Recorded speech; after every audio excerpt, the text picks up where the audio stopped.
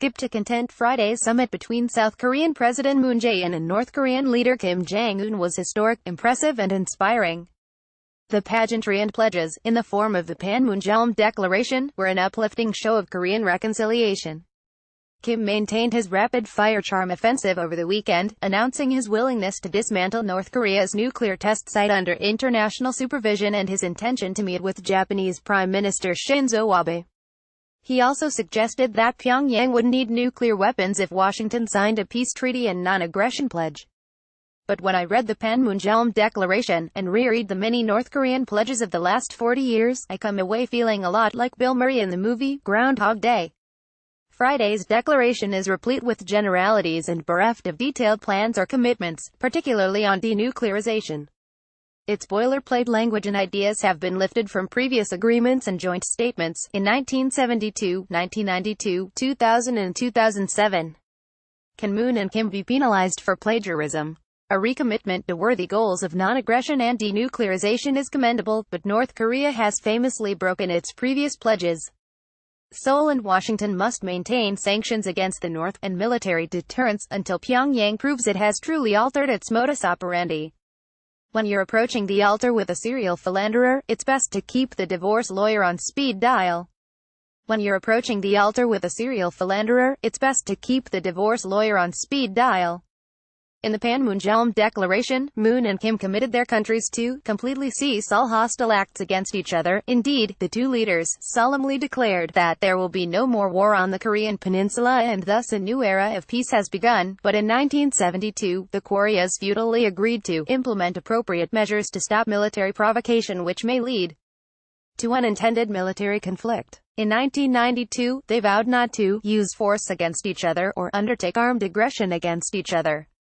In 2007, Seoul and Pyongyang agreed to adhere strictly to their obligation to non-aggression. None of those pledges constrained North Korea from conducting assassination attempts on the South Korean president, terrorist acts, military and cyber attacks and acts of war. Moon's strategy has focused on improving inter-Korean relations, striving toward peace and resuming South Korean economic largesse to the north while only paying lip service to more substantive and difficult issues such as denuclearization.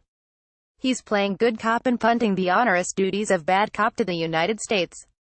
In that role, President Trump at his prospective summit meeting with Kim should press for an unambiguous commitment to the complete abandonment of nuclear weapons in the North.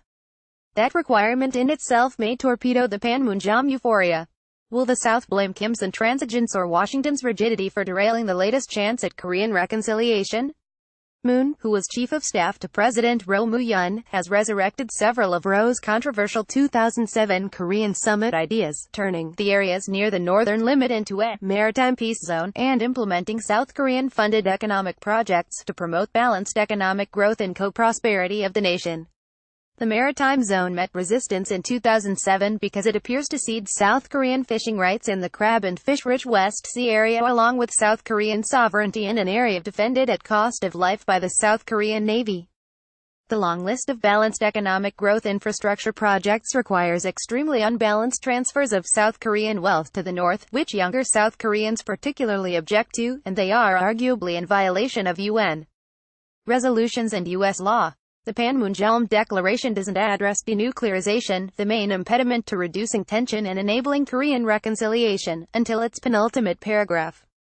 North Korea's nuclear weapons are, of course, already in violation of its commitment to the 1992 Joint Declaration of South and North Korea on the denuclearization of the Korean peninsula. As in other subsequent inter-Korean agreements, this one refrains from pointing that out. Instead, it pledges both Koreas to carry out their respective roles and responsibilities under the agreements. The North is praised for very meaningful and crucial measures related to denuclearization, presumably a reference to the April announcement that Kim would refrain from nuclear and missile testing, which North Korea long ago had agreed not to do. Perhaps this round of Korean summits will be truly different. We should remain hopeful that diplomacy, military deterrence, sanctions and the process of confronting North Korea over its human rights violations will achieve denuclearization and a peace treaty to end the Korean War. But the one agreement to come out of recent negotiations so far is no more than a guilty pleasure, an airy confection, appealing but lacking in meaningful substance. Bruce Klingner is Senior Research Fellow for Northeast Asia at the Heritage Foundation. He previously served as the CIA's Deputy Division Chief for Korea.